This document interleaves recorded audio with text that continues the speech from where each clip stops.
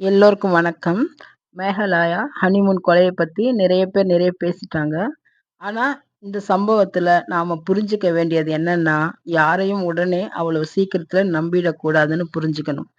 கொல்லப்பட்ட அந்த பையன் மணமகன் ராஜா, கொஞ்சம் உஷாரான பையனா இருந்திருந்தா, அந்த பெண்ணோட சூழ்ச்சியிலிருந்து தப்பிச்சிருக்கலாம். அந்த பையனுக்கு பெரியவங்கலாம் சேர்ந்து பெண் பார்த்து நிச்சயம் செஞ்சிருக்காங்க.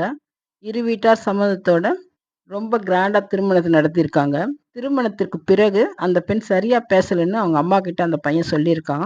அவங்க அம்மாவும் அந்த பெண்கிட்ட கேட்டிருக்காங்க. அந்த பெண் பிசினஸ் பிரஷர்ன்னு ஏதோ காரணம் சொல்லியிருக்கு.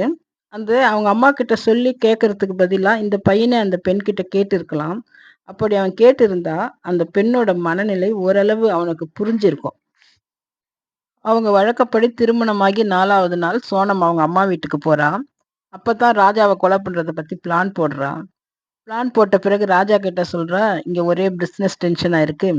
இந்த பிசினஸ் டென்ஷன் இல்லாம நாம ஹனிமூனுக்கு போகலாம்னு" ராஜா கிட்ட சோனம் சொல்லும்போது, ராஜாவும் ஓகே சொல்றான். ஆனா தாய்லாந்து போகலாம்னு ராஜா சொல்றான். சோனம் என்ன சொல்றான்னா, "இல்ல நாம மேகாலயா போலாம்" ன்னு அந்த பொண்ணு சொல்றா. அந்த பையன் சொல்றான், "நான் ஏற்கனவே மேகாலயா போயிருக்கேன்" அப்படி சொல்லும்போது, "இல்ல இல்ல மேகாலயா தான் போணும்னு" அந்த பொண்ணு பிடிவாதம் பிடிக்கிறா. அப்போவாவது அந்த பையன் வேற எங்காவது போகலாம்னு சொல்றதுக்கு அவனுக்கு தைரியம் இல்ல. சில நேரங்கள்ல, சில விஷயங்கள்ல ஆண்கள் தைரியமா முடிவெடுக்கணும். அப்படி அந்த பையன் முடிவெடுத்திருந்தா, அந்த பையன் செத்து போயிருந்திருக்க மாட்டான். அந்த பெண்ணே எல்லாத்தையும் பிளான் போடுறா. என்னைக்கு போறோம்? எத்தன நாள் இருக்க போறோம்? எல்லாமே அந்த பெண்ணோட முடிவு தான். ஃப்ளைட் டிக்கெட் போடுறது, எங்க தங்குறது எல்லாமே அந்த பெண் தான் முடிவு பண்றா. ஆனா ரிட்டர்ன் டிக்கெட் மட்டும் புக் பண்ணல. அப்போ கூட அந்த பையன் அந்த பெண்ணுகிட்ட ஏன் ரிட்டர்ன் டிக்கெட் புக் பண்ணலன்னு கேட்கல. அப்பவும் அவனுக்கு சந்தேகம் வரல. ஹனிமூனுக்கு போயிட்டு வர்றதுக்கு 9,00,000 பணம் கேட்டிருக்கான். அந்த பையனும் எதுக்கு எவ்வளவு பணம்னு கேட்காம பணத்த எடுத்து கொடுத்துருக்கான். 9,00,000க்கு ஃபாரின் ட்ரிப்பே போயிட்டு வரலாம். இந்தியாவுக்குள்ள இருக்கிற மேகாலயா போறதுக்கு ஏன் இவ்வளவு பணம்னு அவனால கேட்க முடியல. அடுத்ததா கல்யாணத்துக்கு போட்டிருந்த நகையெல்லாம் ஹனிமூனுக்கு போட்டுக்கிட்டு வர சொல்றா. அந்த பையன் சொல்லியிருக்கான், நகையெல்லாம் போட்டுக்கிட்டு போனா சேஃப் இல்லன்னு சொல்லியிருக்கான். ஆனா அந்த பெண் அத கேட்கல. போட்டுட்டு தான் வந்தாகணும்னு பிடிவாதம் பிடிக்கிறா. அந்த பையனோட அம்மாவும் சொல்லியிருக்காங்க, நகையெல்லாம் எடுத்துக்கிட்டு போகக்கூடாதுன்னு. ஆனா அவங்க அம்மாக்கே தெரியாம, அவங்க அம்மாகிட்டயே சொல்லாம நகைகள எடுத்துக்கிட்டு போயிருக்காங்க. அவங்க அங்க ஃபோட்டோ எடுத்து அனுப்புனத பார்த்து தான் அவங்க அம்மாக்கே தெரிய வருது, இவங்க நகைய எடுத்துட்டு போயிருக்காங்கன்னு.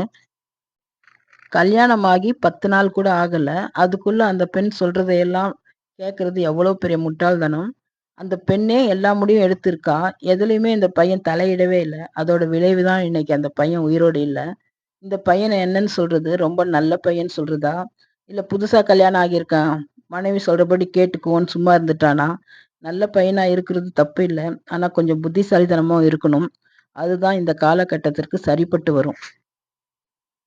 அப்ப எல்லாம் கல்யாணத்துக்கு பிறகு என் புருஷன், என் மனைவின்னு வாழ்ந்தாங்க. அவங்களுக்குள்ள அடிச்சுக்குவாங்க, சண்டை போட்டுக்குவாங்க. ஆனா மற்றவங்க கிட்ட விட்டு கொடுக்க மாட்டாங்க. மனைவிய கணவனோ, கணவன் மனைவிய விட்டு கொடுக்க மாட்டாங்க. ஆனா இப்ப எல்லாம் அப்படி கிடையாது. ஆணுக்கு பெண் சமம்னு சொல்லிக்கிட்டு ஒப்பந்தம் போட்டு வாழற மாதிரி வாழறாங்க. இந்த மாதிரி வாழ்க்கை முறை சரியா இருக்காது. அப்பல்லாம் ஆண்கள் தான் முடிவெடுப்பாங்க. பெண்கள் அதற்கு கட்டுப்படுவாங்க. இப்ப காலம் மாறிடுச்சு. எந்த முடிவு எடுத்தாலும் 2 பேரும் கலந்து பேசி முடிவெடுக்கலாம். இதுல நீ பெரியவங்களா, நான் பெரியவனா, நீ சொல்றது தான் கேட்கணும், நான் சொல்றது தான் கேட்கணுங்கிற சண்டையெல்லாம் இருக்கக்கூடாது. அப்படி இருந்தா தான் வாழ்க்கை சுமூகமா போகும். கணவன் மனைவிக்குள்ள எவ்வளவு பெரிய சண்டை வந்தாலும் கொஞ்ச நேரம் கழிச்சு 2 பேருமே மன்னிப்பு கேட்டுக்கிட்டா, அப்பவே அந்த சண்டைய மறந்துடுவோம். அப்படித்தான் அப்பல்லாம் கணவன் மனைவி இருந்தாங்க. அப்போ குடும்ப கட்டமைப்பு நல்லா இருந்தது.